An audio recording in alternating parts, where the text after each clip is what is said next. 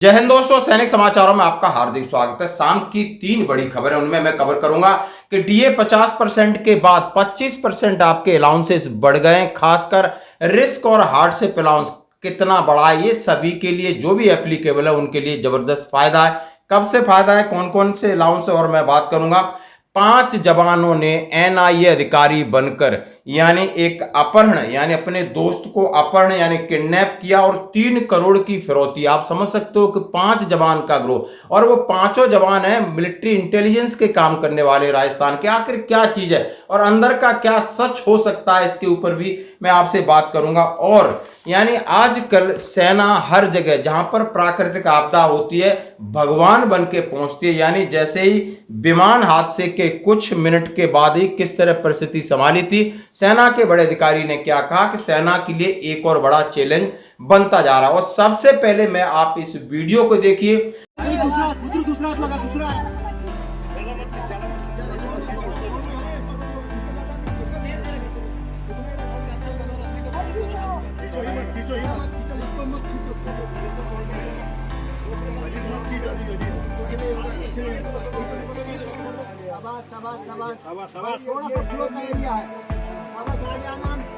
बहुत बढ़िया, बहुत बढ़िया।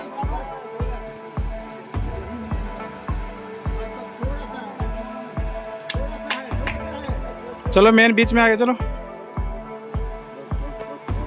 पैर खींच रहा है।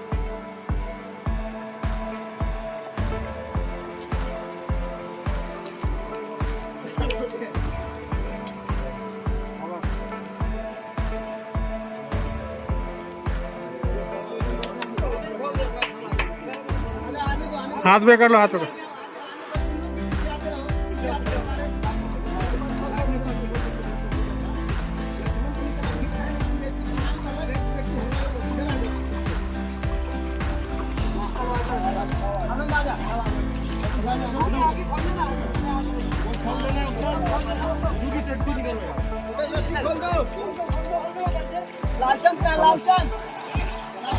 कहते हैं कि जवानों को मिलिट्री सर्विस पे क्या मिलती है और जवानों को सुविधाएं क्या मिलती है। आप देख सकते हो कि जिंदगी हार्डशिप कितनी है कि एक जवान के पिताजी का निधन हो जाता है, छुट्टी जाना होता है, ना ही उसके लिए चॉपर मिलता है, ना ही रोड खुले होते हैं। और बारिश के सीजन में किस तरह वो वहां पर अपने बॉर्डर से पीछे जहां उसने बस पकड़नी वहां तक किस तरह जा रहा है, उसके दोस्त यानी नाले के अंदर रस्सी बांधकर उसको पार करा रहे हैं। और जब पार करा रहे हैं तो आप देख सकते हो कितनी परेशानी, कितने लोग हैं। एक रस्सी कमर में बंधी है और रस्सी उसको खींच रहे हैं, एक ने उसका बैग ले रखा है, तब जाकर के छोड़ के आए।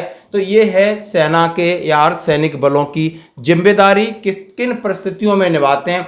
यहाँ पर उन्हें मिलिट्री सर्विस पे मिलती, वहाँ यहाँ पर इन्हें रिस्क भी मिलता है जीवन का, हार्डशिप अलाउंस भी मिलता है। तो ये वीडियो है और इसी तरह ये आज आप समझ सकते हो किन परिस्थितियों में सेना या अर्धसैनिक बल के जवान नौकरी करते हैं, ये आप वीडियो देख सकते हो। अब मैं बात करूंगा आखिर कब कैसा बढ़ा, मेमोरेंडम की बात करूंगा जो कि 2 जुलाई यानी कल निकला है गवर्नमेंट ऑफ इंडिया की तरफ से।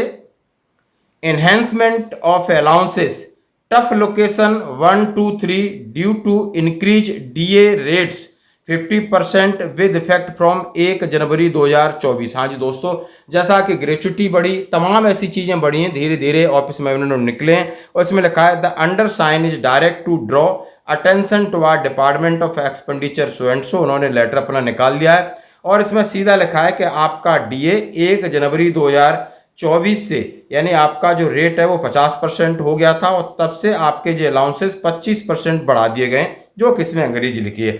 अलाउंसेस उन्होंने स्पेशल कंपेंसेंट्री यानी रिमोट लोकलिटी अलाउंस यानी टफ लोकेशन अलाउंस कैटेगरी में आते हैं।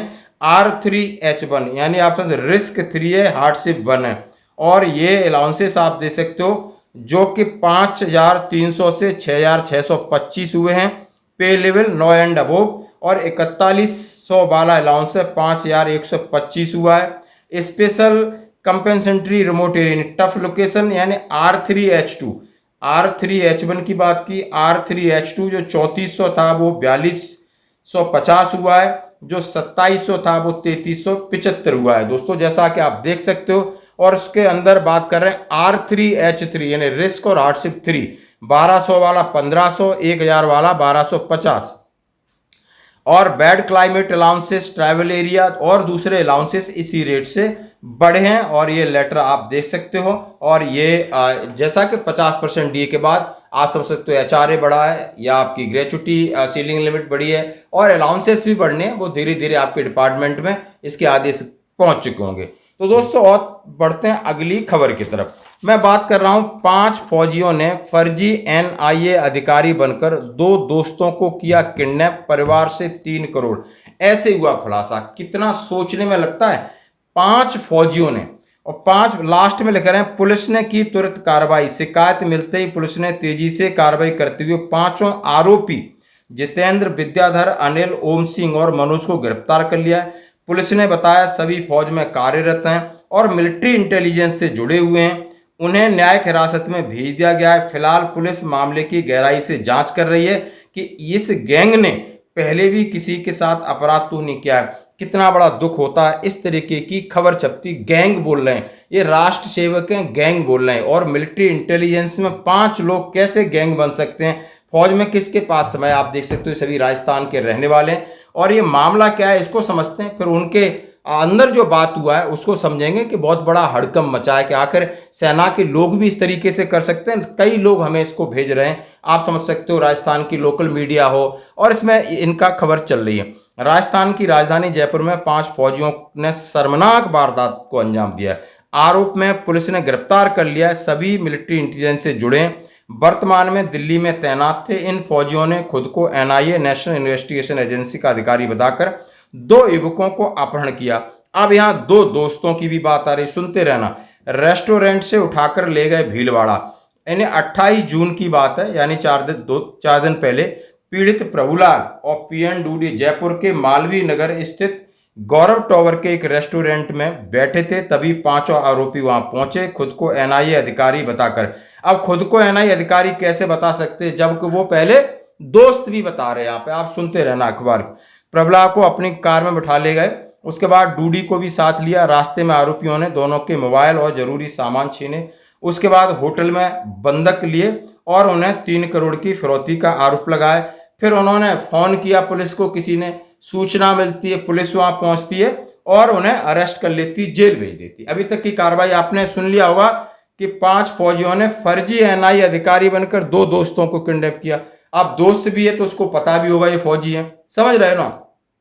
गैंग भी बोला है तो बड़ा दुख हुआ। तो हमने किसी न किसी तरीके से वहां पर कि किसी से संपर्क कहा, उन्होंने कहा ये सभी बंदे शेयर बाजार में पैसा लगाते हैं दलाल के माध्यम से, यानी 50 लाख रुपए इन्होंने दलाल, यानी ये लोग जो दोस्त हैं ये मीडिएटर थे, शेयर मार्केट में पैसा 50 लाख रुपए 5 ने मिलकर पैसे का बंदोबस्त किया। और दलाल ने क्या बोला, पैसे डूब गए, यानी देने से मना कर दिया। यानी 50 लाख का 5 लोगों ने किस तरह मैनेज किया होगा, दोस्त भी बनाया, ये दलाल थे ये लोग, और इनको पैसे दिए। इन्होंने डूबने की बात कही, और डूबने की बात कही तो इन लोगों को बहुत सारी प्रॉब्लम हुई कि हमारा पैसा कैसे डूब सकता है, और उन्होंने पैसा रिटर्न की गारंटी दी, इस तरीके से इसमें लिखा है। और इसलिए उनको दलाल, इन लोगों ने दलाल को एक होटल से में उठा लिया। दलाल ने पुलिस को सूचना दे दी, वहां पर पकड़े गए। फिर इनकी आगे इस तरीके से केस बनाने के लिए आप समझ सकते हो इन्होंने लिखा है और कहा ये लोग बड़े अधिकारियों के PA रनर वगैरह जो भी कुछ है, मैं ज़्यादा इसके ऊपर नहीं बात कहूँगा क्योंकि ये बातचीत से पता चला है। लेकिन मैं हमेशा, आप इसमें कितनी चीज़ें देख सकते हो, क्या फर्जी NIA अधिकारी हैं, दोस्तों को किडनैप कर रहा है, मामला फौजी, 5 आदमी कैसे इकट्ठे हो सकते हो, इस तरीके से बहुत वारदात बड़ी होती है, हड़कंप मच जाता है, अरेस्ट हो जाते हैं, अभी ये जेल में। लेकिन मामला ऐसा है कि शेयर मार्केट का मामला वही है जहां फौजी की सबसे बड़ी प्रॉब्लम होती है कि जो चीज हम नहीं जानते वो आप मत करो। दूसरे सिविलियंस के भरोसे करोगे तो आपको कहीं ना कहीं समस्या थोड़ी आएगी, ज्यादा आएगी, आएगी जरूर, जल्दी आएगी या बाद में आएगी। नहीं, कितने लोग हैं, कितने लोगों ने चैन मार्केट में पैसा अपना डुबोया है, कितने, हाँ एक आध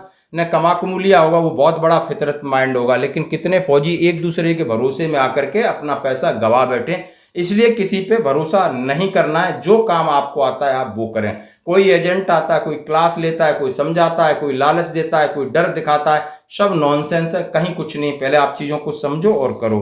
अब देखते हैं इस मामले में क्या होता है। आगे मैं आपसे बात कर रहा हूँ सबसे बड़ी प्राकृतिक आपदा। आप देख रहे हो यहाँ पर देश के अंदर अभी बारिश हो रही है, कितने प्रकार की प्राकृतिक आपदा आ जाती है, कभी भूकंप आ रहा है, कभी अभी जो विमान क्रैश हुआ तो उसके बाद उन्होंने कहा है कि लेफ्टिनेंट जनरल सेठ साहब ने कहा है कि आपदा प्रबंधन केवल मानवीय पहलू तक सीमित नहीं है, यह सीधा देश की राष्ट्रीय सुरक्षा से जुड़ा मसला बन गया है। सेना की तैयारी और तत्परता न सिर्फ आपदा राहत में बल्कि देश की सुरक्षा और जनता के विश्वास को मजबूत करने में बेहद कामयाब रही है। आप समझ सकते हो कि जहां भी इस तरह की प्रॉब्लम होती है सेना पहुंचती है। और इसी में कहा है कि विमान हादसे के कुछ मिनट बाद ही आर्मी ने संभाली थी कमान। सेना ने कहा हर चुनौती के लिए तैयार। जिस तरह ये एक बहुत बड़ा एक्सीडेंट हुआ था, आप समझ सकते हो कितने लोगों की जान गई थी। 150 ज़्यादा से जवान वहां पर गए, हॉस्पिटल की दीवार तोड़ी, रास्ता बनाया, और जो विमान क्रैश हुआ था उसमें से बॉडी कैसे निकाली, होटल में किस तरह अफरा तफरी थी, किस तरीके से उन्होंने अपना काम किया। इसलिए सेना के लिए एक बड़ा नया चैलेंज है।